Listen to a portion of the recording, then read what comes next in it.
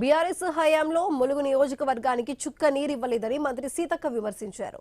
నీళ్లు నిధులు నియామకాల పేరుతో ఉద్యమం చేసి అధికారంలోకి వచ్చిన వాళ్ళు ఏం చేయలేదన్నారు. నేడు 143 కోట్ల వ్యయంతో పోట్లాపురం లిఫ్ట్ ద్వారా ములుగు మండలానికి నీరందించేందుకు పనులు చేపట్టామన్నారు. 35 కోట్ల వ్యయంతో రామప్ప నుంచి జంపన్నవాగు వరకు నీరందించేందుకు కృషి చేస్తున్నామని చెప్పారు.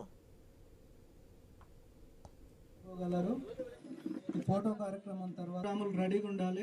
నెక్స్ట్ మాలోతు రాములు గారిని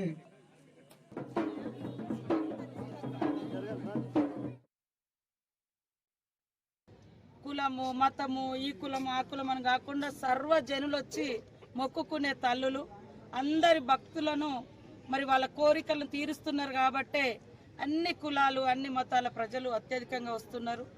కాబట్టి వారికి తగిన ఏర్పాట్లు చేయాలని చాలా రోజుల నుంచి మేము ప్రయత్నాలు మొదలుపెట్టడం జరిగింది. దానిలో కొంచెం అయినాయి. ఈరోజు ఫారెస్ట్ వారి అనుమతితో వారి ద్వారానే మరి ఈరోజు అక్కడ షాపింగ్స్ కావచ్చు, లేదా కుటుంబాలు వచ్చినా కూడా ఉండడం కోసము ఇక్కడ కోతుల బిడద కూడా ఉంటుంది.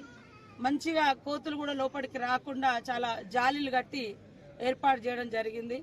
సో ఇంకా ఇంప్రూవ్మెంట్ చేసుకుంటాం. అదేవిధంగా రాబోయే రోజులలో ఈ రోడ్డు కానీ పాకాల రోడ్డు కానీ ఇవన్నీ వెడల్పు చేయాల్సిన అవసరం ఉంది.